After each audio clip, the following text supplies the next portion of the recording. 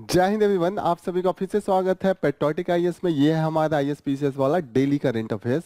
इसके अंडर में हम आज 6 टॉपिक को पढ़ेंगे वन बाय वन।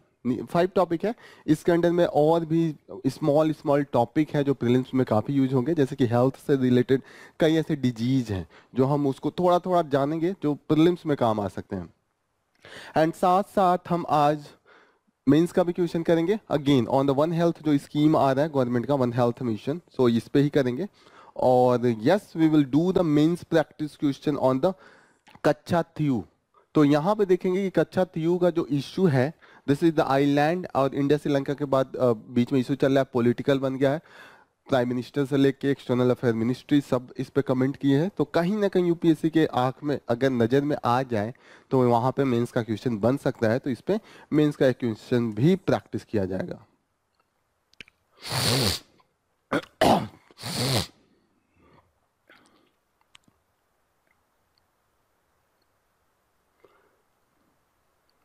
फिर आज सीएसडीएस का एक सर्वे है, उस पर जॉब के बारे में बताया गया है, इन्फ्लेशन के बारे में बताया, ये भी पढ़ेंगे। सबसे अच्छी बात यह है कि कल एक स्टूडेंट ने हम आंसर लिख के पोस्ट किया था यूट्यूब पे, नीचे कमेंट में काफ़ी एक्सलेंट था, और ये चीज़ दिखाता है कि अगर इनोसिया जो होती है आपके आंसर राइटिंग से, अगर आपने उसको जीत लिया तो आपने आधा जो बैटल है यूपीएससी का उसको जीत लिया। तो यहाँ से ये प्रूफ होता है कि वो स्टूडेंट अगर ऐसा कंसिस्टेंट बेसिस पे करती हैं, या आप में से कोई भी करता है, कोई नहीं रोक सकता कि आपका परफॉर्मेंस काफी हाई लेवल का होगा। बहुत क्लोज इंश्योरिटी रहेगी कि 1 साल 2 साल में आपका यूपीएससी में सिलेक्शन हो जाए, अगर कंसिस्टेंसी रहे। सोचिए कल का आंसर था, अगर ये आंसर लगातार 1 साल लिखा जाता है, 400 आंसर नियर अबाउट होंगे, 365 दिन होते हैं। अगर डेली बेसिस पे एक क्वेश्चन लिखा जाए, डेली बेसिस पे एक छोड़िए, अगर कभी 365 दिन में आपने 20 दिन का रेस्ट भी लिया, 340-45 लिया, 350 हुआ। जो यूपीएससी का प्रोसेस होता है एग्जामिनेशन का, यही 1.5 साल का होता है। प्रीलिम्स होगा, मेंस होगा, इंटरव्यू होगा, बाद में रिजल्ट आता है। तो सारा process he near about 1 year से ज्यादा, जैसे फेब में एप्लीकेशन आया और ये रिजल्ट आते आते अगले साल के मई तक जाएगा, तो ऐसे ही 14-15 महीने का टाइमिंग ड्यूरेशन होता है।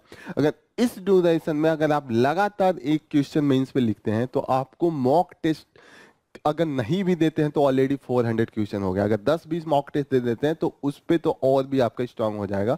तो ऐसे ही अगर आप लोगों में से कंसिस्टेंसी लोग लिखते हैं, उसका पॉजिटिव इंपैक्ट होगा। और यस, आप लोग आपस में पीयर रिव्यू भी कर सकते हैं, मेरी तरफ से फीडबैक जाएगा, and sure and certain feedback will be very sincere on a regular basis. में भी अगर एक दिन मुझे फुर्सत नहीं मिला, मैंने फीडबैक नहीं दिया, तो आप लोग वेट कीजिएगा, 1-2 दिन में मेरा फीडबैक उस पर जाने वाला है, और मैं line by line, word by word आपके आंसर को पढ़ूंगा, उसके बाद मैं फीडबैक दूंगा। This will be the whole process. Okay, second जो हमारा न्यूज होगा वो सुप्रीम कोर्ट का ही जजमेंट है। इन्होंने जो 7,687 करोड़ का पेनाल्टी था डीएमआरसी दिल्ली मेट्रो पे, उसको Delhi metro rail corporation, okay, इस पे जो पेनाल्टी था उसको पेटेंटली इलीगल बोला है, क्वैश किया है। ओके, तो again it will be like the mains analysis, mains का होगा। और सबसे अच्छी बात, इसमें हम क्यूरेटिव पिटीशन के बारे में पढ़ेंगे, वो प्रीलिम्स से रिलेटेड होगा। आर्टिकल 142 के अंडर में आता है, नॉट डायरेक्टली, लेकिन वहां पे केस है, केस को भी देखेंगे किस केस में क्यूरेटिव पिटीशन को बोला गया है। कच्चा तीर का इशू होगा। पेंडोरा बॉक्स की बात हो रही है, ये किस लिए? इलेक्टोरल बॉन्ड के बाद हमने देखा है जो मैचिंग हो रही है, किसने किसको पे किया, क्या उसका बेनिफिट रहा है, कितने पैसे पे किए हैं, घाटे में रहा है, कब कब कैसे कैसे पे किया। तो कहीं ना कहीं कई चीजें सामने आ रही हैं। जैसे सबसे ज्यादा इमर्जिंग चीज अभी आ रहा है कि कंपनी अभी 3 साल बने भी नहीं हुआ, वो फंडिंग किए हैं करोड़ों में। रूल ये है कि 3 साल के बाद ही आप फंडिंग कर सकते हैं। तो आप देखिएगा कहीं ना कहीं ये पनिशेबल ऑफेंस तक है। तो इस सब चीजों को वन बाय वन कवर करते हैं। Let's start with the front page. Front page पे जो पहला न्यूज है,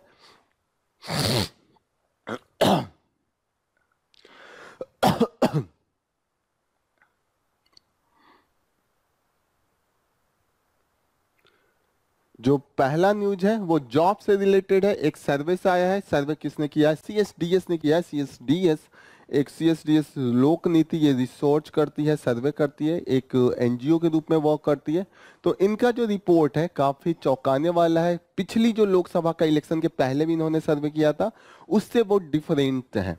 वहां पे जब सर्वे हुआ था तो जॉब का उतना बड़ा इशू नहीं था, लेकिन इस बार लोगों ने बोला है कि जॉब का इशू है, और 2/3 ऑफ द सर्वे उन्होंने कहा है कि 62% ने क्या बोला है कि उन्होंने जॉब पाने में जो हाईएस्ट डिफिकल्टी हो रही है वो हो रही है अभी तक का। ओके, और यहाँ पे विलेज एंड टाउन में दोनों जगह देखा गया है, विलेज एंड टाउन में भी है continuously 65% of the men shared this opinion compared to the 59 of the women.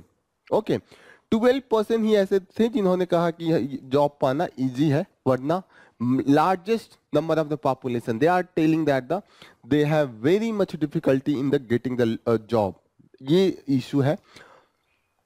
इसमें जो डिफरेंट सेक्शंस हैं, जैसे कि बैकवर्ड कास्ट की बात करें, बैकवर्ड SC ST का क्लास की बात करें, इन सबों में ये highest number of the dissatisfaction है कि जॉब पाने में काफी डिफिकल्टी हो रही है। Okay, 48% indicated that quality of the life was much or the somewhat better, while the 14% said stayed the same and 35% said it was worse off. तो जो लिविंग कंडीशन है उसमें भी लोगों ने कहा है कि 48% ने कहा कि ठीक है, या तो ठीक है उतना ही है पहले ही जैसे, या थोड़ा सा अच्छा हुआ है। फिर कुछ लोगों ने कहा है कि 14% ने कहा है कि somewhat better, 41% it's stayed the same, same ही रहा है। 35% ने बोला है कि नहीं खराब हो गया है। ओके, एक और है यहाँ पे 55% जो है उन्होंने बोला है कि करप्शन इंक्रीज हुआ है। अब पिछली बार कितने लोगों ने कहा था? सिर्फ 40% लोगों ने कहा, इस बार इंक्रीज है, जिनको लग रहा है कि करप्शन इंक्रीज हुआ है। और 19% सिर्फ इन लोगों ने कहा है, जिनको सर्वेट किया गया, कि डिक्रीज हुआ है। ये 37% था पिछली साल। तो एक तरीके से डिससेटिस्फेक्शन पीपल का कहीं ना कहीं रिफ्लेक्ट हो रहा है। जो करप्शन के लिए ब्लेम किया है, 25% ने कहा कि सेंट्रल गवर्नमेंट दोषी है, 16% ने बोला है, 25% ने बोला है कि सेंट्रल गवर्नमेंट है, 16% ने बोला है कि स्टेट गवर्नमेंट है, 56% ने बोला है कि दोनों वैसे ही है, दोनों के कारण ऐसी डिफिकल्टी आ रही है। तो ये सर्वे है, एक बार देख लीजिएगा, कोई खास नहीं है, लेकिन एक तरीके से क्या पॉलिटिकल सिनेरियो जा रहा है थोड़ा सा आपको जानना चाहिए। सुप्रीम कोर्ट ने कहा है कि जो chief minister of Delhi Arvind Kejriwal है, उनका जो अरेस्ट हुआ है ईडी, उसके लिए जो पिटीशन है कि इस अरेस्ट के खिलाफ, उस पर सुनवाई होगी, जल्दी ही होगी। चीफ जस्टिस ने कहा है कि 15 अप्रैल के आसपास ये होगी। यहाँ पे पतंजलि का हालत खराब है। सुप्रीम कोर्ट ने कहा है कि ये माफी मांगने से नहीं गया है, कुछ काम चलेगा, रामदेव जाके माफी मांगे। फिर भी सुप्रीम कोर्ट ने कहा ये क्या बात हुआ, माफी मांगने से काम थोड़ी चलेगा, मतलब लोगों के हेल्थ पे काम हो रहा है, और आप लोग कोर्ट में आए, कोर्ट से झूठ बोला, जाके वही काम किया। कोर्ट में बोला कि नहीं करेंगे, यहाँ से जाते ही कर दिया। कहीं ना कहीं आपको लगा था ना कि कोर्ट कुछ नहीं कर पाएगी, कहीं ना कहीं जब आपने ऐसा करा तो हम क्यों आपको छोड़ दें। This is the case. यहाँ पे सुप्रीम कोर्ट कह रही है कि जो ये फास्ट मूविंग कंज्यूमर गुड्स हैं, इनके जो बेचने वाले हैं वो बड़े बड़े वादों के साथ आते हैं, ये खा लो तो ये होगा, इसमें ये नहीं है, ये ऑर्गेनिक है, इससे बहुत हेल्दी है, इसमें लोग गलीबल हैं, लोग मान भी लेते हैं। अगर पतंजलि से बोला जाए, बाबा रामदेव आके बोले कि मैं ये हिमालय से जाके ये नमक लेके आया हूँ, लोग मान जाएंगे कि हिमालय से ये नमक खा रहा हूँ, यहाँ है। They don't have the common sense, gullibility. लोग तो ठीक है गलीबल हो रहे हैं। अब गवर्नमेंट का क्या काम है? गवर्नमेंट का काम है भाई, लोग तो गलीबल हो रहे हैं, यू प्रोटेक्ट, लोगों के आप रक्षक हैं। लेकिन यहाँ पे जो हमने देखा है कि उत्तराखंड गवर्नमेंट अपना आंख बंद करके बैठा हुआ था, एक के बाद एक मिसलीडिंग एडवर्टाइजमेंट थी, सुप्रीम कोर्ट मना कर रहा था, स्टेट गवर्नमेंट के कान पे जूं तक नहीं देगा, वो एकदम बढ़िया। उस पे भी सुप्रीम कोर्ट ने कहा कि हम लोग आपके ऑफिसर पे हैवी हैंड के साथ आएंगे। सुप्रीम कोर्ट का स्टेटमेंट देखिएगा कितना हार्श है। We why should we not come down like a tons of the brick on your officers? आप समझ रहे हैं क्या है कि जितनी बड़ी, मतलब ये हाथ से हाथ क्रिटिसिज्म में ये वर्ड यूज होता है। यहाँ पे देखा गया है कि जो लोग होते हैं, आप प्रॉमिस करते हैं कि ये प्रोडक्ट होगा, लोग ज्यादा से ज्यादा पैसा भी दे देते हैं। जो 2 रुपए की बिस्किट है उसको 20 रुपए भी देते हैं। आप उसमें कहेंगे कि अच्छा इससे आपका एज नहीं हो जाएगा, लोग मान जाएंगे। बाबा रामदेव अगर दवा लेके आए, कहें कि अरे इससे तुम अमर हो जाओगे, लोग मान जाएंगे, लोग खाएंगे वो दवा। This is the case, people are so gullibly. मैं नहीं कह रहा हूं, सुप्रीम कोर्ट का ऑब्जर्वेशन है, सुप्रीम कोर्ट का स्टेटमेंट है, बस बता रहा हूं मैं। ओके, यहां पे इलेक्शन कमीशन का एक नोटिफिकेशन आया है। इलेक्शन कमीशन ने जितने भी ऑफिसर्स हैं उनसे कहा कि जो ये होर्डिंग लटकी रहती है और जिसपे पब्लिशर का नाम नहीं है और प्रिंटर का नाम नहीं है उसको हटवा दीजिए। क्यों? क्योंकि अगर पब्लिशर का नाम नहीं है, प्रिंटर का नाम नहीं है, तो कैसे पता चलेगा कि किसने कितना खर्चा किया, उस किस में ऐड होगा? पब्लिशर जो होगा उसके अकाउंट में ऐड होगा। अगर नाम ही नहीं है तो ऐड किसके अकाउंट में करेंगे? करोड़ों रुपए करेंगे खर्चा, फिर भी हमारा ऐड नहीं होगा। प्रिंटर से वेरीफाई किया जाएगा कि आपने प्रिंट किया है, किसने प्रिंट करवाया है, तो उसका नाम होना चाहिए। मॉडल कोड ऑफ कंडक्ट का ये वायलेशन है अगर आप नाम नहीं लिखवाते हैं, ऐसे ही आप अपना प्रचार प्रसार करते हैं। ये जो फ्रंट पेज पे ही है, ये एक एलिफेंट का सीन है, रोड क्रॉस कर रही है। तो यहाँ पे ये दिखा रहा है कि ये एलिफेंट को ऑलरेडी जो ट्रेन से कोलाइड करा, okay, hit by the train, अब रोड क्रॉस कर रहे हैं। तो ये ओवरऑल पिक्चर दिखाता है कि कॉन्फ्लिक्ट क्यों हो रहा है। जंगल है, जंगल के बीच से रोड रेल बना दिया। अब जो जितने भी एनिमल है उनको नहीं पता है कि क्या कहाँ पे है, ओके, उनको नहीं पता है रोड क्या होता है, उनको लगता है ये जंगल का पार्ट है, वो जाते हैं, इधर से गाड़ी आती है, वो कोलाइड करते हैं, हिट करती है, इससे इनके लाइफ को खतरा है। अब ये जब इंसान को देखते हैं उनको लगता है कि ये हमारा दुश्मन है, वो उन पर अटैक कर रहे हैं। तो कहीं ना कहीं रेल और जो रोड हैं, जो फ्रेगमेंटेशन ऑफ फॉरेस्ट एरिया है, इनका जो वाइल्ड लाइफ का एरिया है, उसको कहीं ना कहीं ब्रेक कर रहा है और इसके कारण इनके लाइफ पे इम्पैक्ट हो रहा है। इनका जो स्पीसीज है, इनका जो पॉपुलेशन है, कंटिन्यूसली डिक्रीज कर रहा है और इंसानों की जो हमारा पॉपुलेशन है वो 10 गुना स्पीड से बढ़ रहा है। 140 करोड़ से ज्यादा हमारा स्पीड हो रहा है। लेकिन आप एनिमल्स का देखिएगा, कोई एनिमल्स 3000 है उसको भी हम बहुत ज्यादा मान रहे हैं। कोई 6000 शेर बचे हैं, 3000 कुछ और बचे हैं, 10 इंडियन ग्रेट वो 100 ग्रेट इंडियन बस्टर्ड बचे हैं। ऐसे ऐसे तो कंडीशन है, 100 हाथ पे आप काउंट करेंगे कौन कितना बचा, कुछ तो गायब हो गए, चीता नहीं है, ओके। इस तरीके से हमने देखा है कि कहीं ना कहीं इसका इम्पैक्ट है। Next news again front page पे ये सुप्रीम कोर्ट का ही जजमेंट है। मेनली इसमें हम देखेंगे कि what is the curative judgment, what is the curative power of the Supreme Court. यहाँ पे सुप्रीम कोर्ट ने बोला है कि quashes 7687 crore award against the DMRC as patently illegal. तो ये क्या है? ये केस चल रहा था डीएमआरसी जो दिल्ली मेट्रो रेल कॉर्पोरेशन है उसके बीच में, और जो रिलायंस इंडस्ट्री है, एक special purpose vehicle of the Reliance infrastructure limited थी उसका, और स्पेन की कंपनी है, उसके बीच में ये केस था। डीएमआरसी एक तरफ था और ये दो कंपनी अलग था। इनके साथ कॉन्ट्रैक्ट था, इन्होंने टर्मिनेट कर दिया। इन्होंने कहा कि पैसा दो हमारा, आपने इलीगल तरीके से टर्मिनेट किया, पैसा थोपा गया। 7687 रुपए ये किसको देना था? डीएमआरसी को, इन कंपनीज, प्राइवेट कंपनीज को देना था। ट्राइब्यूनल ने इसको कहा था कि आपको देना पड़ेगा। हाई कोर्ट में भी गया 2021 में, सुप्रीम कोर्ट में भी गया। सुप्रीम कोर्ट ने कहा सही है भाई, पैसा दीजिए, आपने टर्मिनेट किया, गलत तरीके से टर्मिनेट किया, इनका घाटा लगा है। अब टर्मिनेशन का जो बेसिस था उसमें एक बेसिस था कमिश्नर्स मेट्रो रेलवे सेफ्टी जो है, इनका सर्टिफिकेशन था कि ये टर्मिनेशन किया जा सकता है, ये फुलफिल नहीं कर रहे हैं जो हमें नीड है। अब जो हाई कोर्ट था या ट्रिब्यूनल था, सुप्रीम कोर्ट था, उन्होंने इस के सर्टिफिकेशन को रेलिवेंट नहीं माना था। लेकिन जो सुप्रीम कोर्ट अभी कह रही है कि रेलिवेंट है और ये सर्टिफिकेशन के बेसिस पे टर्मिनेट किया जा सकता है, वायलेशन नहीं है, ये मनी अब नहीं देना है, ये फालतू का पैसा नहीं देना है। अब सुप्रीम कोर्ट ने 2021 में बोला, इस समय सुप्रीम कोर्ट वही सुप्रीम कोर्ट रही, देना है। पिछली बार बोला कि देना है, अभी सुप्रीम कोर्ट कह रही है नहीं देना है। क्यों?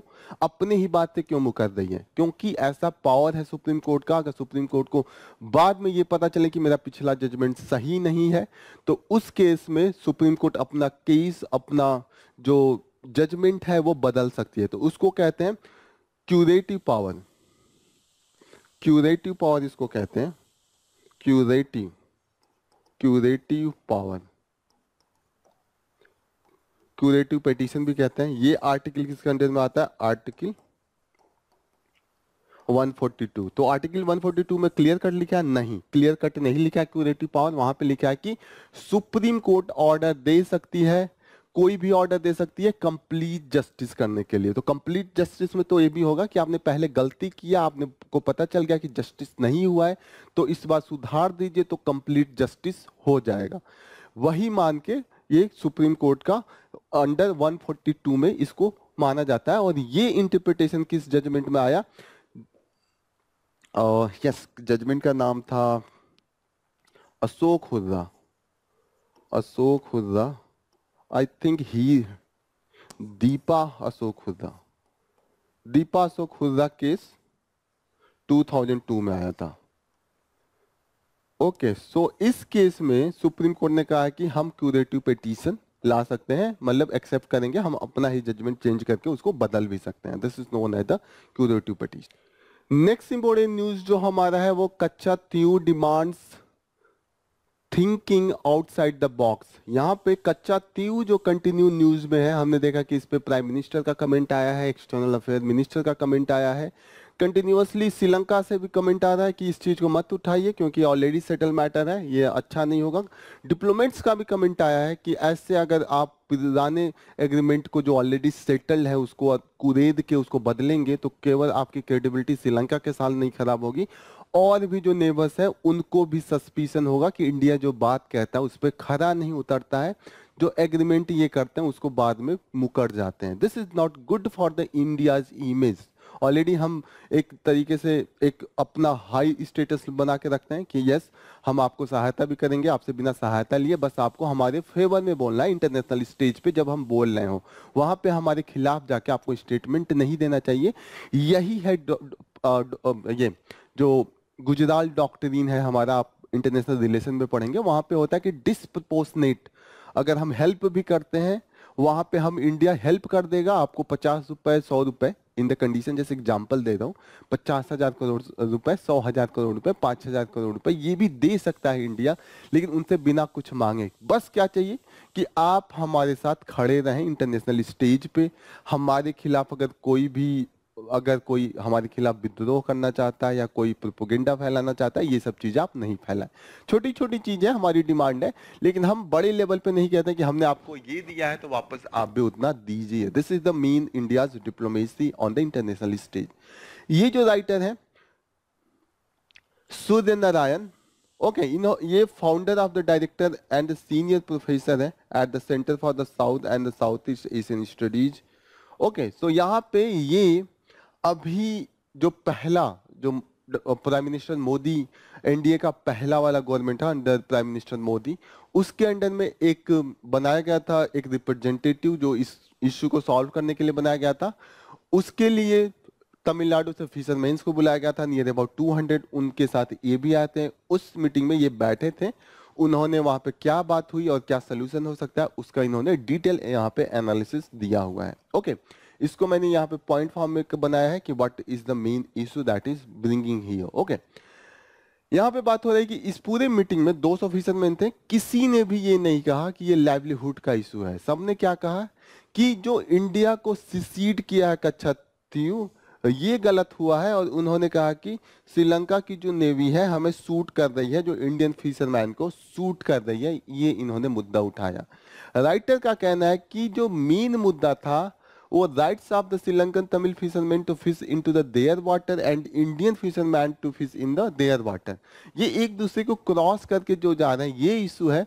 और लाइवलीहुड के लिए जो वहां पे मछलियां हैं उनकी जो पॉपुलेशन है वो कम हो रही है, मछलियां नहीं मिल पा रही हैं, तो जो जीवन यापन था वो नहीं हो पा रहा है। एक दूसरे के एरिया में घुस के मछली मार रहे हैं और उनके जो सिक्योरिटी है वो पकड़ रहे हैं, यही इशू है। राइटर का भी कहना है यही इशू है, livelihood of the fisherman main issue है। और इन्होंने कहा कि इस इशू को किसी ने वहां पे हाईलाइट नहीं किया। फिर इन्होंने कहा कि अगर हिस्ट्री में जाके मैंने ढूंढने की कोशिश की, कोई खास डॉक्यूमेंट नहीं मिला। जो मेन डॉक्यूमेंट मिला है, एक डॉक्यूमेंट मिला है कि जिसमें अटल बिहारी वाजपेयी 1974 में जो लोकसभा का डिबेट हो रहा है वहां पे बोल रहे हैं कि कच्चा तीऊ का भूदान हो गया, आपने भूदान कर दिया।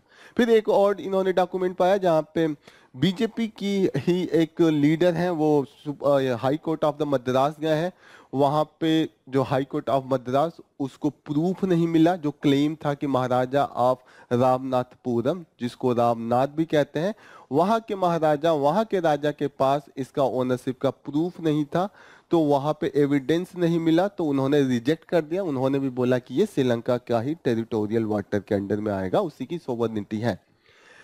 फिर यहाँ पे राइटर ने दो सोल्यूशन प्रपोज किया। एक सोल्यूशन प्रपोज किया कि इंडिया क्या करे कि इसको लीज पे ले ले, कच्चा तीऊ को, ओके, लीज पे ले ले, और इस पे सोवरिन राइट जो है वो श्रीलंका का ही रहे, मालिकाना हक श्रीलंका का रहे, हम किराए पे रहेंगे, अपने मछुआरों को कहेंगे जाइए आप वहाँ उसका यूज कीजिए और वहाँ आसपास मछलियाँ मारिए, वहाँ पे इंजॉय कीजिए, ओके, ऐसा हम कह सकते हैं।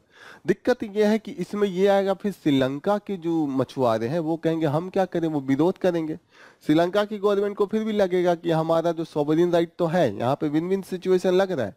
इंडिया को लगेगा कि हाँ हमारे मछुआरे चले गए, लेकिन जो श्रीलंका के मछुआरे हैं उनके लिए ये सही नहीं लगेगा, वो इसका विरोध करेंगे।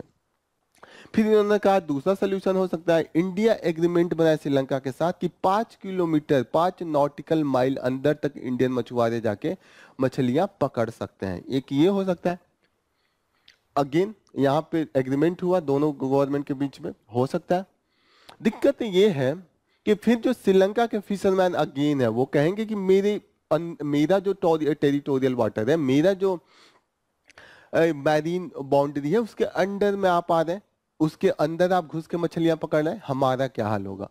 मछलियों की कमी है। मछलियों की कमी क्यों है? क्योंकि डीप ट्रॉलिंग जो होता है वो कंटिन्यूअसली था, ट्रॉलिंग, और deep trawling, water trawling, bottom trawlers, ये मशीन होता है, एक तरीके का मछली मारने का तरीका होता है जिसमें जो जाल फेंकी जाती है वो जमीन से घसीटते हुए जितनी भी मछलियां स्पीसीज होंगी छोटी बड़ी सबको घसीट के लेके आएंगे। ऐसे कंडीशन में नंबर ऑफ फिश कैच ज्यादा होता है, तो फायदा हो गया, कमर्शियली ज्यादा हो गया। अगर आप कहीं जाते हैं, अगर वहां आपको मछलियां पकड़ना है, नंबर ऑफ द फिश अगर इंक्रीज हो गए, आप ऐसा मेथड एडॉप्ट कर रहे हैं तो ये तो बढ़िया है। लेकिन दिक्कत ये है कि ये जो छोटी मछलियां हैं वो भी पकड़ के जाती हैं, जो कछुए हुए, सेंसिटिव अदर स्पीसीज हुए, उनको भी ये पकड़ के ले जाता है। इससे क्या होता है कि जो यहाँ का जो इकोलॉजी है, यहाँ के जो इन्वायरमेंट है, जो यहाँ का हैबिटेट है, उसको लॉस होता है और ये परमानेंट लॉस हो जाता है। तो ऐसे कंडीशन में इन्वायरमेंट डिग्रेड होता है। जो स्पीसीज है चली गई, कोरल है उनको खत्म कर दिया, तो कहीं ना कहीं इसका विरोध होता है। और जो मछलियों के नंबर अगर आप ज्यादा पकड़ के लाते हैं, श्रीलंका में बॉटम ट्रॉलिंग बैन है, अब वहां पे बैन है, आप कर रहे हैं, तो वहां के मछुआरों को लगता है कि हम नॉर्मल ओट से मछलियां पकड़ रहे हैं, हमसे पकड़ में ही नहीं आ रहे हैं, और ये एक साथ सब लेके जा रहे हैं। सोचिए आपका कोई एक आम का पेड़ है, आम है 100, कोई आ रहा है उसके पास, ऐसा मेथड एक बार गया पूरा आम झाड़ के ले गया, एक के पास है पत्थर उठा के एक एक को मार रहा है। अब वो एक एक को पूरा 10 दिन मारेगा तो जाके कुछ निकलेगा, लेकिन एक के पास है कि पूरा जाल फेंका एक ही बार, उसके बाद मशीन है, सब लेके चला गया। यहाँ पे जो पत्थर मारने वाला वो कह रहा है कि हम पे तो बैन लगा दिया, एक ही बार मैं लाके मशीन से नहीं कर सकता हूँ, और मुझे पत्थर मारना है तो ये सब ले गया, तो अब मैं कैसे जीऊंगा, ऐसे एक दो मार मार के खा लेता था। This is the main issue. यहाँ पे ये फिश जो है वो बॉटम ट्रॉलिंग का एक आपको इससे क्लियरिटी आ जाएगी। ओके, अब चीजें ये हो रही कि बॉटम ट्रॉलिंग को कैसे रोका जाए। अब बॉटम ट्रॉलिंग को रोकने का आगे राइटर ने सोल्यूशन दिया, उसके पहले इन्होंने बोला है कि इसका क्या सोल्यूशन हो सकता है, क्या थोड़ा हिस्ट्री में क्या है। बोले कि ये बेरूबादी के ही जैसे केस है, लेकिन बेरूबादी में जहां पे इसका विरोध हुआ था जुडिशरी के पास पहुंचा था, लेकिन यहाँ पे जो चीफ मिनिस्टर करुणानिधि थे उस समय तमिलनाडु के, उन्होंने जुडिशरी में जाने के लिए नहीं कोशिश किया था, डिस्पाइट कि वेस्ट बंगाल के केस में जुडिशरी का यूज किया गया था और बेरूबादी का जो केस था वो सॉल्व किया गया था। बेरूबादी क्या केस है? बेरूबादी बहुत ही फेमस केस है, आप इसको पॉलिटिकल साइंस में कई जगहों पे केस आएगा, इसको पढ़ेंगे, जैसे कि कॉन्स्टिट्यूशन में प्रीएम्बल को अमेंड किया जा सकता नहीं, इस पे भी काफी फेमस केस था बेरूबादी का। ठीक है, बेरूबादी एक जगह का नाम है और एक छोटा सा आइलैंड था, बट ये जो आइलैंड था वो जो उस समय का ईस्ट पाकिस्तान था उससे घिरा हुआ था। ये बेरूबादी है छोटा सा, और चारों तरफ इसके ईस्ट पाकिस्तान का एरिया है। अब ये मछुआरे यहाँ से फिश मारते थे, इंडिया में इनको आने में काफी दूरी पड़ती थी और ईस्ट पाकिस्तान पास पड़ता था, तो उसी के मार्केट में जाके ये अपना मछलियां बेचते थे, अपना जीवन यापन करते थे। टोटल डिपेंडेंस, इनको मार्केट करने भी जाना था ईस्ट पाकिस्तान में। ऐसे कंडीशन में इनको काफी झेलना पड़ता था कि पुलिस चेक हुआ, सिक्योरिटी एक्सप्लॉइट करती थी, 2 रुपए 10 रुपए उस जमाने में बहुत होते हैं वो मांगा करती थी। तो ऐसे केस में यहाँ के जनसंख्या थोड़ी थी, एकदम माइन्यूट सी, कुछ 100 लोग ही थे, सब मिल के गए, मछुआरे ही थे, सब लोग मिल के जवाहरलाल नेहरू के पास अपना पिटीशन लेके गए कि साहब यहाँ पे तो दिक्कत हो रही है, हमें इंडिया में आना ही नहीं होता, हमें सारा काम ईस्ट पाकिस्तान से होता है और यहाँ से इतना आपको कॉस्ट इफेक्टिव नहीं पड़ेगा कि यहाँ से हम जाए या आप यहाँ पे ऐसा व्यवस्था करवाए। तो नेहरू उस समय दरिया दिल आदमी, पूछे क्या किया जाए, उन्होंने बोला, तो मछुआरे ने पूछा आप बताइए, तो इन्होंने कहा कि अच्छा ये होगा कि आपको हमें इनके साथ ही जोड़ दीजिए ताकि बार बार हमें ये वाला झंझट से हट जाना पड़े। अब प्रधानमंत्री नेहरू दरिया दिल, उन्होंने कहा ठीक है, ह्यूमैनिटी ऊपर आनी चाहिए, बॉर्डर बॉर्डर है, लेकिन उन्होंने ये नहीं सोचा कि इसका बहुत बड़ा मुद्दा बना दिया जाएगा, पार्लियामेंट में इसका मुद्दा बना दिया गया कि आपने पूरा जमीन दे दिया। ये किसने कह दिया? सुप्रीम कोर्ट में चला गया पिटीशन कि क्या सरकार अपनी टेरिटरी दे सकती है क्या, इस पे एक जजमेंट भी है, आप देखेंगे। तो यहाँ पे हुआ कि ये बाद में इसको वापस अपना डिसीजन लेके इसको लीज पे इसको लीज पे दिया गया और लीज पे देने के बाद ये रहा कि सॉवरेनिटी इंडिया की बची रही, लेकिन ये जो ऑपरेशन है कहीं ना कहीं वो ईस्ट पाकिस्तान और बांग्लादेश के पास हो गया। ऐसा ये केस था, आप पढ़ेंगे इसको पॉलिटिकल साइंस में। ये वाला केस यहाँ पे भी इम्प्लीमेंट हो सकता था, लेकिन कहीं ना कहीं यहाँ पे जो उस समय के चीफ मिनिस्टर थे उनको कन्विंस किया गया, उन्होंने इस पे नहीं किया, वो ये मामला को एकदम सॉल्व करना चाहते थे। ओके, स्टार्टिंग में ये मामला था भी नहीं, फिशरमैन से कोई दिक्कत नहीं हुई, लेकिन जब ग्रेजुअली 1970 में ही इंदिरा गांधी ने डीप जो वाटर ट्रॉलिंग है उसको प्रमोट किया, क्योंकि वो कॉमर्शियलाइजेशन करना चाहती थी ताकि ज्यादा से ज्यादा इकोनॉमिक एक्टिविटी हो। इन्होंने ही डीप ट्रॉलिंग जो होता है, बॉटम ट्रॉलिंग स्टार्ट किया और उसके कारण धीरे धीरे वहाँ का जो मछलियों का जनसंख्या था, पॉपुलेशन था, डिप्लीट कर गया। अब मछलियाँ है ही नहीं एक दूसरे के एरिया में, तो वो एक दूसरे के एरिया में जा रहे हैं। जैसे तमिलनाडु वाला जो कोस्ट है वहाँ पे मछलियाँ नहीं बची हैं, तो वो ओवर डीप में मारने जाते हैं मछली, पकड़ने जाते हैं मछली, और वो पता चलता है कि वो उनके एरिया में घुस गए। अब दिक्कत ये है कि वहाँ जानबूझ के नहीं घुसते, वो मछली के खोज में जाते हैं, और जो समंदर है वहां पे कोई डिफाइंड बाउंड्री नहीं है कि इसके आगे नहीं जाना है, लिखा नहीं होता। जैसे आप लैंड पे जाएंगे जगह जगह लिखा होगा कि अच्छा ये अब ये वाला एरिया आ गया, जैसे आप रोड पे भी जाते होंगे तो आता होगा अच्छा ये कुशीनगर इतना दूर है, गोरखपुर इतना दूर है, बस्ती इतना दूर है, जितने आपको फिर लिखा रहेगा आपको गेट पे कि आपका स्वागत है, यहाँ आप पहुंच गए, वहां पहुंच गए। ये समंदर में नहीं लिखा होता है, वहां पे एक अंदाजा लगा के वो अपना ट्रेवल करते हैं, लगता है, और अंदाजे अंदाजे में वो दूसरे के टेरिटरी में चले जाते हैं, दूसरे के एरिया में जाते हैं, जो सी वाला जो मैरीटाइम एरिया है। अब वहां पे जाने के पास दिक्कत ये होता है, वहां की सिक्योरिटी गार्ड है वो पकड़ के ले जाती है, उन्हें जेल में लगती है, अरेस्ट होता है, इसको लेके और दिक्कत होता है। ये दो मेन मुद्दे हैं। अब केस है कि अभी इसको हटाया जाए या अभी हमको इंटरनेशनल कोर्ट ऑफ जस्टिस में जाना चाहिए इसके लिए। तो क्लियर कट एक हाल ही में जजमेंट आया है, चाइना और फिलीपींस के बीच में था, सेम केस था, फिलीपींस उसमें जीत गया, चाइना हार गया, यही था, सेम केस था।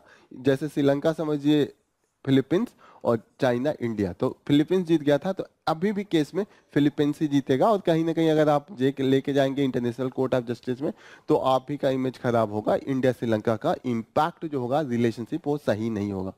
तो इन्होंने कहा क्या किया जाए अब, फिर इन्होंने कहा कि कोऑपरेशन करना चाहिए, ये एक दूसरे को बैरियर नहीं समझना चाहिए। स्टेट जो हमारा पाक जो स्टेट ऑफ पाक वे है या पाक स्टेट है, इसको हमें बैरियर की जगह पे ब्रिज समझना चाहिए। ब्रिज क्यों?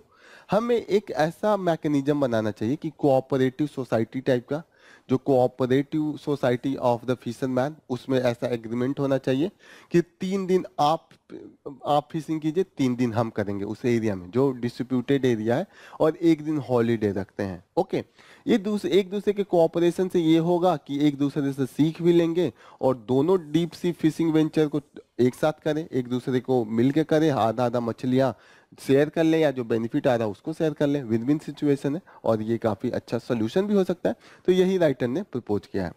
काफी ये मुद्दा न्यूज में है, कंटिन्यूअसली बड़े लेवल पे इसको लाया जा रहा है, श्रीलंका में भी कमेंट आ रहा है, तो इसको लेके एक यूपीएससी का क्वेश्चन पूछा भी जा सकता है। तो हम एक क्वेश्चन करते हैं, discuss the historical background and current challenge surrounding the Kachatiyu issue and its impact on the India-Sri Lanka relations. Analyze the role of political leaders both at the national and state levels in addressing the Kachatiyu issue and protecting the livelihood of the fishermen into the पार्कवे region. तो यहाँ पे क्या approach होगा, आप question पढ़िए, discuss the historical background and the current challenges. तो यहीं पे आ गया कि इंट्रोडक्शन आप हिस्टोरिकल बैकग्राउंड से ही दे सकते हैं कि 1922 से ये मुद्दा स्टार्ट हुआ, ग्रेजुअली 1974 तक सॉल्व हुआ, 1976 में थोड़ी चेंजिंग हुई, और 1990 के बाद में जब डिप्लीशन स्टार्ट हुआ तो डिमांड स्टार्ट हुआ, क्योंकि वहां उसके बाद अरेस्ट स्टार्ट हुआ। जो बॉटम ट्रॉलिंग का इशू है वही मेन चैलेंज है, और जो अरेस्ट है वही मेन चैलेंज है। अब इसको सोवरिन इशू बता दिया गया कि आपने लैंड दिया, लैंड नहीं दिया, ये इशू नहीं था, लाइवलीहुड का ही है, वही आपको मुद्दे पे लाना है। फिर आपको लाना है कि पॉलिटिकल लीडर्स का क्या रोल हो सकता है और कैसे इसके लिए सोल्यूशन दिया जाए। जो राइटर ने सोल्यूशन दिया वही सोल्यूशन आप भी याद रखेंगे, और कंक्लूड कर देंगे कि कहीं ना कहीं कंटिन्यूअस डायलॉग होनी चाहिए और कहीं ना कहीं लॉन्ग टर्म सोल्यूशन ढूंढना चाहिए। इससे आप इसको कंक्लूड करेंगे। This is all about from the this question, you should write, आपको इसी अप्रोच के साथ अपना आंसर लिखना चाहिए। जो नेक्स्ट इंपॉर्टेंट न्यूज है Pandora box, and Pandora box कैसे खुल रहा है, इलेक्टोरल बॉन्ड स्कीम का जैसे जैसे डेटा बाहर आ रहा है वैसे वैसे मैचिंग कराया जा रहा है कि इन्होंने इसको दिया, इनका का इनकम इनका इतना था, इनका घाटा लग रहा था, इसी बेसिस पे ये चीजें आ रही हैं। अब इसमें राइटर ने बोला है कि नियर अबाउट 33 कंपनीज ऐसे थे जिन्होंने लाख करोड़ में घाटा दिखा के उसके बाद में उन्होंने जो डोनेशन दिया था 582 करोड़ का डोनेशन फंडिंग किया था, ये लेवल था। ओके, फिर इन्होंने कहा था कि कुछ कंपनियां ऐसी थी जिन्होंने प्रॉफिट दिखाया था, लेकिन उन्होंने प्रॉफिट से 10 गुना 50 गुना ज्यादा फंडिंग किया था। मतलब मैं कमाऊं 1 रुपए और चैरिटी में फंडिंग करूं 10 रुपए, तो क्वेश्चन आता है कि 1 रुपए कमाया, 10 रुपए आपने चैरिटी में दिया, फंडिंग किया, 9 रुपए कहां से आए? घाटा लग रहा था, आपके पास खाने को नहीं थे, लेकिन आपने फंड किया, पैसे कहां से आए? अब मुद्दा यह है कि यहाँ पे मनी लॉन्ड्रिंग का केस आएगा और ब्लैक मनी का केस आएगा, सेल कंपनीज का केस आएगा। कहीं ना कहीं ये सारे कॉन्सर्न पहले भी उठाए थे। यहाँ पे नीचे बोला गया है कि जो सुप्रीम कोर्ट है, और सुप्रीम कोर्ट नहीं, जो हमारी आरबीआई है और इलेक्शन कमीशन है, ऑलरेडी इसका विरोध किए थे, और उसके बाद भी जो उस समय के फिनेंस मिनिस्टर थे अरुण जेटली, उन्होंने इस स्कीम को अप्रूव किया था, इसको इम्प्लीमेंट किया था। ये मुद्दा अभी भी आ रहा है। सबसे बड़ा जो मुद्दा ये है कि कुछ कंपनियां ऐसी थी जो तुरंत खुली थी और उन्होंने भी फंडिंग करोड़ों में किया। रूल ये है कि 3 साल के अंदर, जब आपकी कंपनी खुली उसके 3 साल के अंदर में आप फंडिंग नहीं कर सकते, फिर भी ये वॉयलेट है, ये पनिशेबल एक्ट भी है। तो ये मुद्दा अलग से आ रहा है। मनी लॉन्ड्रिंग का जो बेसिक देखिएगा, लॉन्ड्रिंग का मतलब ही होता है धुलना। आप ब्लैक मनी को व्हाइट मनी में कन्वर्ट कर रहे हैं। सेल कंपनीज क्या होता है, एक फर्जी की कंपनी खोल दी जाएगी और उसको दिखाया जाएगा वो घाटे में, असली में वहां कुछ नहीं काम होगा। वो दिखाएगा इतने का सामान खरीदा, वो बिका ही नहीं, वो सड़ गया, आप सड़ना कोई तो चेक करने नहीं जा रहा है, तो वो कंटिन्यूअस घाटा दिखाएगी, और वो असली में घाटा नहीं होगा, वो पैसे व्हाइट में कन्वर्ट होते हैं। Okay, so this is the वे कि जो पैसा इन्वेस्टमेंट हुआ वो तो व्हाइट, ब्लैक को व्हाइट कर दिया, इन्वेस्टमेंट करा दिया, कितने में हुआ, फिर घाटा दिखा दिया। Okay, so this is the way that the shell companies are working. तो यहाँ पे आप देखिएगा कि उनका कोई एक्टिविटी नहीं होता है, वो सिर्फ दिखाने के लिए ही खोलते हैं, और मेन उनका पर्पज है कि जो ब्लैक मनी हो उसको व्हाइट में कन्वर्ट किया जाए। अब यहाँ पे हो रहा है कि ऐसे चीजों में क्या किया जाए, जब ऑलरेडी इतनी चीजें हैं, तो पहली चीज होगी कि गवर्नमेंट जो है, पार्लियामेंट एंड रेगुलेटरी इंस्टीट्यूशन, उनको थरो इन्वेस्टिगेशन करना चाहिए इस केस में जो वायलेशन हुआ है। फिर ऐसे जो केसेज हैं, जो कैंपेन में फंडिंग होता है, ब्लैक मनी का यूज होता है, मनी लॉन्ड्रिंग होता है, वो बहुत लार्ज स्केल पे है, और वो नॉर्मल ऐसे भी होता है। ये तो इलेक्टोरल बॉन्ड तो सिर्फ एक छोटा सा ट्रेलर है, बहुत ही हाई लेवल पे फंडिंग होती है, ब्लैक मनी का यूज होता है। तो कहीं ना कहीं जो हमारे पार्लियामेंट एंड रेगुलेटरी इंस्टीट्यूशन है उस पर ध्यान रखना चाहिए, और ये भी ध्यान रखना चाहिए जो कि डोनर्स एंड बाद में जो फंडिंग होती है पोस्ट इलेक्शन की, ये गवर्नमेंट आ गई, अब इससे फायदा लेना है, इसी को फंड करते हैं। इलेक्शन हो गया, अब पैसे की जरूरत नहीं है, लेकिन फंडिंग हो रही है, क्यों? क्योंकि गवर्नमेंट पावर में आ गई। तो इसको भी जो हमारी पार्लियामेंट एंड रेगुलेटरी इंस्टीट्यूशन उस पर लॉ बनानी चाहिए। अगर ऐसा लॉ नहीं बनता है, जुडिशरी को पुश करना चाहिए इंस्टीट्यूशन पे को कि please bring the clean up of the campaign and electoral financing. अगर इलेक्टोरल फाइनेंसिंग पे क्लियर कट उस पे ट्रांसपेरेंसी नहीं होगी तो डेमोक्रेसी फंक्शनल नहीं रहेगा। जो ये एक एक ग्राउंड होता है जिस पे कॉमन ग्राउंड होगा, जहां पे लेवल प्लेइंग फील्ड जिसको कहते हैं, वहां पे दो लोग कंटेस्ट करते हैं इक्वल लेवल पे। ये नहीं रहता है कहीं ना कहीं एक को फायदा एक को घाटा होता है। अगर एक गरीब आदमी है उसको कंटेस्ट करना है, वो सोच भी नहीं सकता, क्योंकि करोड़ों, अगर 30 लाख 40 लाख का, अगर 30 लाख 40 लाख 80 लाख 95 लाख तक का अलग अलग एमएलए के लिए नियर अबाउट 40 45 50 लाख, तो कहीं ना कहीं इस मुद्दे के लिए हमें देखना पड़ेगा कि इसमें जो क्लीन अप हो, तभी जाके डेमोक्रेटिक फंक्शनल होगा और हम डेमोक्रेसी का जो क्रीडेंशियल है उसको मेंटेन रख सकते हैं। This is all about from the this news article.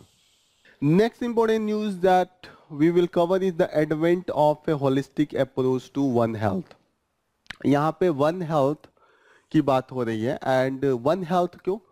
क्योंकि जो इंटरलिंकेज है different areas, different species and different level, जो अभी हमने देखा है कि जो डिजीज है, जो हेल्थ है, वो सिर्फ ह्यूमन से ही आइसोलेशन में नहीं है, इन्वायरमेंट से रिलेटेड है, जुड़ा हुआ है, एनिमल से जुड़ा हुआ है। जस्ट एक एग्जांपल लीजिए, अभी हमारा जो केस था कोविड-19 का, हमने देखा कि कैसे ये जुड़े थे।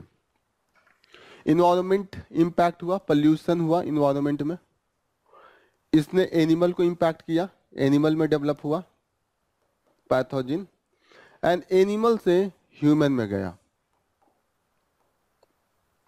अब ह्यूमन जो डिफरेंट डिस्चार्ज करता है अपना डिफरेंट एक्टिविटीज के थ्रू, जैसे कि cleaning, sanitation and different activities, तो वहां से बह के जो सीवेज होता है वाटर बॉडीज एंड इन्वायरमेंट में होता है, वो अगेन इन्वायरमेंट में गया, तो ये साइकिल बन जाता है। तो जो हेल्थ है वो आइसोलेटेड इशू नहीं है, this is the interconnected issue, जहां पे human, animal and environment they are connected. एक एग्जांपल इन्होंने कहा है कि जो लंपी स्किन है, जो लंपी स्किन डिजीज है कैटल्स में, वो क्या है? कहीं ना कहीं ये भी एक तरीके से इंटरकनेक्टेड है। कैसे होता है ये?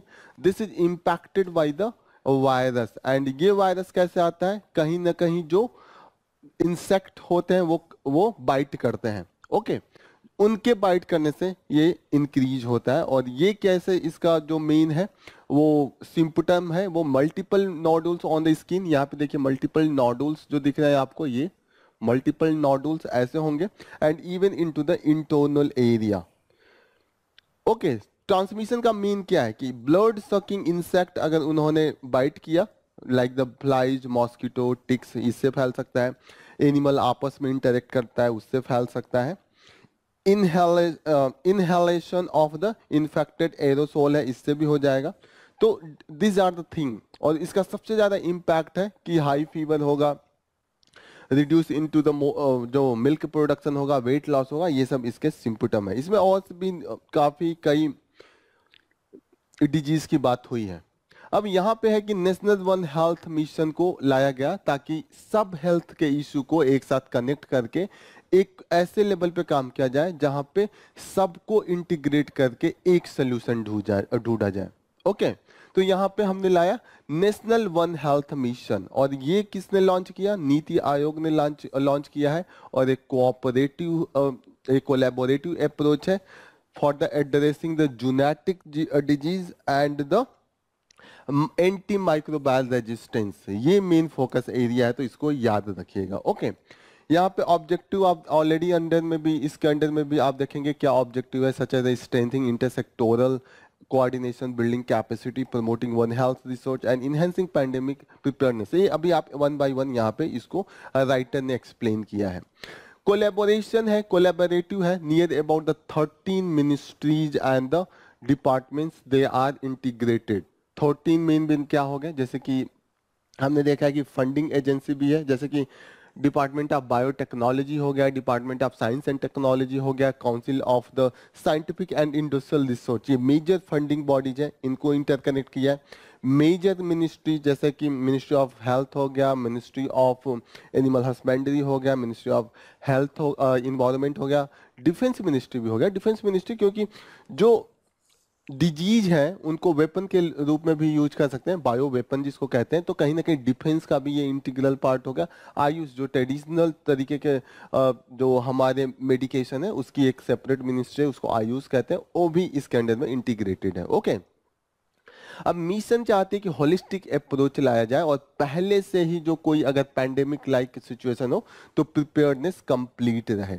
अब इसके लिए एक नोडल एजेंसी चाहिए, इतने ज्यादा डिपार्टमेंट है, मिनिस्ट्रीज है, तो उसके लिए इन्होंने कहा एक एजेंसी बना देते हैं, नोडल बॉडी बना देते हैं, और उस नोडल बॉडी का नाम इन्होंने रखा है national institute for the one health, और ये लोकेटेड है नागपुर में। ओके, ये क्या करेगा, ये इंटरमीडियरीज का काम करेगा कि सारे तरफ से सारे डेटा लाएगा, सबको बताएगा, इकट्ठा करेगा, रिसर्च करेगा, ताकि इसमें कंफ्यूजन नहीं है कि किसके पास जाए। अगर एक मिनिस्ट्री अगर सेंटर में बना दे तो कंफ्यूजन क्रिएट होगा। अब सारी मिनिस्ट्री और सारे डिपार्टमेंट इन्हीं से आके अपना डेटा इकट्ठा करेंगे और इसके ही अंडर में सारा काम होगा।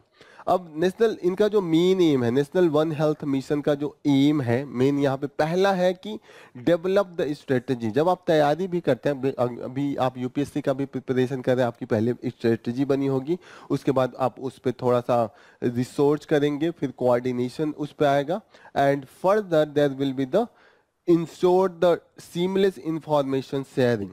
जो सीमलेस इंफॉर्मेशन शेयरिंग होगा कि एक दूसरा डिपार्टमेंट कोई भी नया अपडेट आ रहा है वो शेयर करे, कैसा उसका रिसोर्स जा रहा है उसको जल्दी जल्दी एक दूसरे को शेयर करे, और नोडल पॉइंट पे रहेगा तो वहां से शेयर करना इजी होगा। ओके, तो एक कोऑर्डिनेटेड अप्रोच, और ये काफी इंपॉर्टेंट है क्योंकि disease like the Nipah virus को हमने अभी देखा कि कितना इसमें कोऑर्डिनेशन चाहिए था स्टेट गवर्नमेंट का, coordination with the those ministry that is working into the this animal husbandry, क्योंकि ये एनिमल से जूनेटिक था, जूनेटिक का मतलब एनिमल से इंसान में फैल रहा था और इंसान से इंसान में भी फैल रहा था।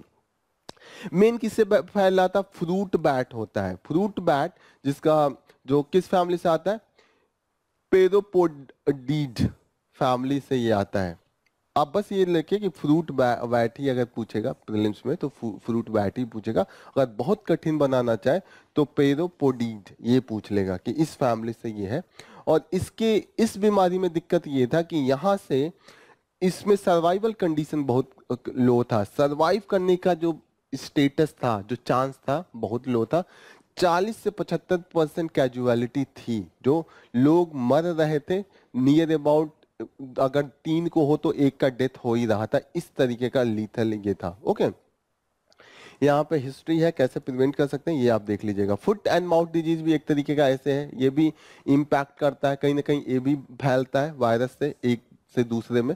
और इसमें जो ब्लिस्टर आप देखिएगा कि माउथ के पास, पैर में, हाथ में ऐसे ये ब्लिस्टर होता है, और ये मेनली लाइव स्टॉक के लिए होता है। ओके, ये भी काफी फटल डिजीज है। ओके, सो यहाँ पे भी देखेंगे। अब जो राइटर बोल रहे हैं, राइटर बोल रहे हैं कि क्या चाहिए ऐसे कंडीशन में। इन्होंने डिजीज का एग्जांपल दिया है जो हमने थोड़ा बहुत एक्सप्लेन किया है, आप इसको और डिटेल में देखिएगा। राइटर क्या करना चाहते हैं, राइटर कह रहे हैं कि स्ट्रॉन्ग रिसर्च एंड डेवलपमेंट का एफर्ट रहेगा, तब भी हम पहले से ही तैयार रहेंगे डायग्नोसिस के लिए, मेडिसिन के लिए, वैक्सीनेशन के लिए, थेरेप्यूटिक जो हमें स्टेप लेना है उसके लिए। All that thing should be prepared only if you have the good research and development। तो ये हमें करना है। फिर हमने देखा है कि डिपार्टमेंट इन्वॉल्व्ड जो इसमें है, सारे डिपार्टमेंट को एक जगह कराए कि कहीं से अगर इंफॉर्मेशन में कमी आ रही है तो उससे पूछ लें। जैसे होता है ना कि आप कोई होलिस्टिक कोई पेपर बना रहे हैं तो वहां पे आपको लगेगा कि हिस्ट्री की भी जानकारी चाहिए, ज्योग्राफी की भी जानकारी चाहिए, आपको इकोनॉमिक्स की भी जानकारी चाहिए। आपको ऐसे केस में ये कई डिपार्टमेंट को इंटीग्रेट करके एक जगह लाए हैं, ताकि अगर कोई भी किसी के पास इंफॉर्मेशन चाहिए या किसी का भी रिसोर्स किसी को यूज करना है तो वो इफिशियंट मैनर में हो सके। और यहाँ तक बोला गया है कि सिर्फ गवर्नमेंट डिपार्टमेंट ही नहीं, प्राइवेट बॉडीज और जो एकेडमिक ये सेंटर्स हैं जैसे कि कॉलेज, यूनिवर्सिटी, इन सबको भी इसके अंडर में इंटीग्रेट करके हम एक प्रॉपर कोऑर्डिनेशन करेंगे। और ये कोऑर्डिनेशन सिर्फ यहीं तक नहीं रहेगा, सेंटर और स्टेट के भी बीच में रहेगा, क्योंकि स्टेट ही है जो ग्राउंड लेवल पे इसको इम्प्लीमेंट करेगा। और सिर्फ इम्प्लीमेंटेशन ही नहीं, ग्राउंड लेवल पे फीडबैक भी आता है कि आपने ये इम्प्लीमेंट किया, इसका ये असर रहा, अभी ये चेंज करना है, तो ये वापस बैक जाएगा सेंटर के पास, उस सेंटर के पास जहां पे नोडल बॉडी है, फिर वापस उस पर काम किया जाएगा। ओके, यहाँ पे हम देख रहे हैं कि एक network of laboratory separate create किया जा रहा है, क्योंकि अगर डिजीज को कंट्रोल नहीं कर पाए लेबोरेटरी से, चांसेस जो कि वो फैले तो वो काफी फैटल हो जाएगा। कोविड-19 में अगेन हमने देखा था कि वुहान में एक लेबोरेटरी था, वहां पे एक्सपेरिमेंट किया जा रहा था, लीक हुआ, पूरे ग्लोब में फैल गया। तो हमें जो लेबोरेटरी है वो काफी हाई रिस्क पैथोजीन लेबोरेटरीज होना चाहिए, ताकि वहां पे बायो सेफ्टी लेवल काफी हाई हो, बायो सेफ्टी लेवल 3-4 लेवल का हम रखें तो जाके काम बनेगा। ओके, इन लेबोरेटरीज को एक साथ लाना है और इसको इंटरलिंक करना है, डिफरेंट डिपार्टमेंट जो होगा वो enhance into the different disease outbreak होगा, और वहां पे again human, animal and environment sector तीनों आपस में इंटरलिंक किया जाएगा। यहाँ पे सिर्फ यही नहीं, इससे एक फायदा ये भी है कि रिसोर्स यूटिलाइजेशन होगा वो मैक्सिमम होगा, और जो फैसिलिटीज होगा वो ज्यादा से ज्यादा यूज होगा, तो वो इंक्रीज होगा नंबर ऑफ द फैसिलिटीज। यहाँ पे इन्होंने बात किया कि सिर्फ यहीं तक नहीं, जो मॉडर्न टेक्नोलॉजी में अपडेट आ रहा है, जैसे कि आर्टिफिशियल इंटेलिजेंस आ गया, मशीन लर्निंग हुआ, या तो डिजीज मॉडलिंग हो गया, ये सब का हम यूज करेंगे ताकि हमें सहूलियत मिले, हाई लेवल का अचीवमेंट पा सकें। क्योंकि जैसे आर्टिफिशियल इंटेलिजेंस हो गया, आपको डेटा गैदरिंग इजी कर देगा, एनालिसिस जो डेटा का है इजी हो जाएगा, वो तुरंत बताएगा कि यहाँ यहाँ इम्पैक्ट हुआ, आपको एक मैनुअली या आपको 1 by 1 नहीं करना पड़ेगा, ये इसके पास कलेक्टिव डाटा है, एक कलेक्टिवली वहां पे लाके आपको दे देगा, आपको सिर्फ थोड़ा सा रिव्यू करना पड़ेगा कि सही दिया है कि नहीं दिया है। जीनोम सर्विलेंस करना पड़ेगा, जैसे हमने देखा कि कोविड-19 के केस में जो वेस्ट वाटर था उसका हमने सर्विलांस करा के ये भी पता लगा लिया था कि किस एरिया में कोविड ज्यादा फैल रहा है। जैसे कि हमने देखा कि किसी सिटी के पास की जो वाटर बॉडीज है उसको चेक किया, वहां पे जीनोम चेक किया कि उस वाटर बॉडीज में जो वायरस है, जो भी ऑर्गेनिज्म है, उसका क्या पैटर्न है, उसमें कौन से वायरस, कौन से डिजीज है, उससे पता लगा लिया कि इसमें कोविड-19 क्या है, तो इसके मतलब इस शहर, इस गांव में भी कहीं ना कहीं केसेज हैं। तो कहीं ना कहीं हमने देखा है कि जो वेस्ट वाटर है या ऐसे जो भी चीज है, उसको हम अगर जीनोम सर्विलांस करें तो उससे भी हम कहीं ना कहीं अपनी इफिशिएंसी बढ़ा सकते हैं। फिर इन्होंने कहा कि जो एक्सपेंशन होना चाहिए वो डिफरेंट साइट तक जाना चाहिए, जैसे कि कैटल जहाँ पे इकट्ठा होते हैं, जैसे कि कॉमन फॉरेस्ट एरिया हो या कॉमन जो विलेज का पंचायती एरिया हो, वहाँ पे जहाँ पे सारे पशुएं जाके चरते हो, खाते हो, रहते हो, ऐसे जगह होता है ना गांव एरिया में या शहर में भी, ऐसे भी जगहों का हमें सर्विलांस, वहाँ पे भी हमें कंटिन्यूअस जो अपना मॉनिटरिंग होना चाहिए वो कंटिन्यू करना होगा। ओके, ग्लोबल लेवल पे भी हमने देखा कि इंडिया की जो प्रेसिडेंसी में G20 का भी हुआ था, उसमें हमने इस मुद्दे वन हेल्थ को लाया था, सारी कंट्रियां इसको सपोर्ट में आई थी और बोली थी यस, हमें अगर सर्विलेंस कैपेसिटी बढ़ानी होगी, हमें एनालिटिकल कैपेबिलिटी बढ़ानी होगी, क्योंकि हमें पता है कि जो डिजीज है जिनका आउटब्रेक होता है वो किसी कंट्री के बाउंड्री को नहीं पहचानती, वो हमने आपने बनाया है, वो डिजीज को नहीं पता है। क्योंकि आपने देखा होगा कि नदियां जो है वो एक कंट्री से दूसरे कंट्री में बहती हैं, जो हवा है वो बहती है, जो पंछी हैं, जो जो एनिमल्स हैं, जो जंगल है, वो एक दूसरे कंट्री को क्रॉस करते हैं, उनको नहीं पता है कि ये आपकी कंट्री है, यहाँ तक आके मैं रुक जाऊंगा। वो सीड्स उड़ के दूसरे कंट्री, जो बगल वाला कंट्री है उसमें जाएगा, पंछी जो है उड़ के उस वाले कंट्री में बैठेगी, तो वहां ले जाके कुछ न कुछ अपने जो ड्रॉपलेट है उससे वहां पे फैलाएगी। हमें देखने को मिलता है कि इसलिए हमें ग्लोबल लेवल पे चाहिए surveillance capability, analytical capability, and we need to establish international network of the one health institute, और इसी के लिए हम ये सारा एफर्ट जो है वो मारते हैं। ओके, हमने ये देखा है कि ये वन हेल्थ केवल डिजीज तक ही नहीं रहना चाहिए, जैसे एंटी माइक्रोबायल रेजिस्टेंस हो, फूड सेफ्टी की भी बात हो, इससे भी इम्पैक्ट आ रहा है। फूड सेफ्टी से काफ़ी डिजीज है, प्लांट डिजीज को भी इसमें लाना है। And impact on the climate change, climate change तो सबसे बड़ा रीजन है, क्योंकि डिफरेंट कंट्रीज में जहाँ पे कुछ डिजीज नहीं थे क्लाइमेट चेंज के कारण, वो वहाँ पे एक्सपैंड कर रहा है। तो we need a proper intersectoral cooperation, and yes, here we need to integrate everything: government, civil society, NGOs, local bodies, the different communities like the tribal communities at local level, उनके पास भी अपना खुद का medicine होता है जो local level पे traditional medicine होता है। यहाँ तक कि each citizen should be very much concerned and integrated of this approach, and only then we can reach to the one earth, one health, or the health for the everyone, health for all। इसका मतलब होगा good health for all। So this is all about from this news, this is very important। Lot of the disease जो हमने देखा उसको आप थोड़ा एक बार और रिवाइज कीजिएगा, देखिएगा कि उसके बेसिक्स क्या हैं।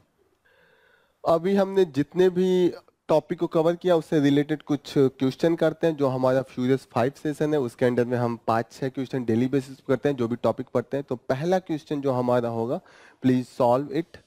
Consider following statement about the bottom trawling. It can lead to the destruction of the seabed habitat. It has no impact on the non-target species of the fish. Okay. Which of the above statement is are correct? One only, two only, both one and two, neither one and not two. तो यहाँ पे देखेंगे it can lead to the destruction of the seabed habitat. तो ये तो सही है, seabed habitat को impact करेगा. Okay. So this is true. It has no impact on the non target species. ऐसा थोड़ी है कि आपने जाल फेंका और वो केवल एक ही स्पीसीज को, जिसको आपने नाम तो लिखा नहीं है, ऐसा तो नहीं है कि कोड है कि केवल एक स्पीसीज है कि उसके अंडर में कई स्पीसीज घसीट के ले जाते हैं। तो this is the case and here the this is not correct. यहाँ पे ऐसा नहीं है कि वो उसको इम्पैक्ट नहीं करेगा, ये सबको इम्पैक्ट करेगा, इसलिए केवल एक सही है। Which of the following is a common characteristic of a shell companies, often making them attractive tool for the money laundering? Extensive business operation across the multiple countries, ये तो बिल्कुल नहीं है। ट्रांसपेरेंट ओनरशिप स्ट्रक्चर, बिल्कुल नहीं। Lack of physical presence and the minimal economic activity, हमने यही देखा है कि कोई इकोनॉमिक एक्टिविटी नहीं होगा और कहीं छोटा सा ऑफिस बना लेंगे, वहीं पे उनका मनी लॉन्ड्रिंग का काम चलता रहेगा कि सामान खरीदा, घाटा लग गया, ऐसे चीज में मेनली करते हैं जहाँ पे उनको अकाउंट नहीं देना पड़े। तो सी ही सही है। Strict adherence to financial regulation, ये तो बिल्कुल नहीं हो सकता है। Question number 3, lumpy skin disease primarily affect which species? Poultry, cattle, goat and say pigs। तो यहाँ पे हमने देखा है कि ये कैटल को ही इम्पैक्ट कर रहा था। Question number 4, which of the following best describe the focus of the National Institute of One Health? Research and development of the vaccine for the neglected tropical disease, नहीं था। Training of the community health workers for the primary care into the rural area, ऐसा कुछ नहीं था। Coordination and research on zoonotic disease and the antimicrobial resistance, तो यही था, हमने देखा था कि क्या था इसके अंडर में। Regulatory oversight and approval for the new pharmaceutical, ऐसा कुछ तो था नहीं। Foot and mouth disease is caused by bacteria, fungus, protozoan, parasite, virus. तो हमने देखा था वो वायरस था एंड हमने देखा था कि ये काफी फर्टल भी था and this is into the cattles. Last question, consider following statement about the national institute one health. It is located into the Nagpur, Maharashtra. This is one, ये वन है। It will act as a nodal agency for international one health collaboration. Which of the above statement is are correct? One only, two only, both one and two, neither one nor two। तो यहाँ पे नागपुर में तो है, this is correct. It will act as the nodal agency for the international one health collaboration, ये भी सही है। तो C is the correct answer. So this is all about from the today's news. हमने जो भी अभी तक का टॉपिक था उसको, रेलिवेंट टॉपिक था आज के न्यूज में, उसको कवर किया, मैक्सिमम एरिया को टच किया, कवर किया और हमने उससे रिलेटेड क्वेश्चन भी सॉल्व किए। सो यहाँ पे हम अपने जो सेशन है उसको समाप्त करेंगे। आप सभी का फिर से धन्यवाद ये सेशन ज्वाइन करने के लिए। ऑल द बेस्ट, जय हिंद।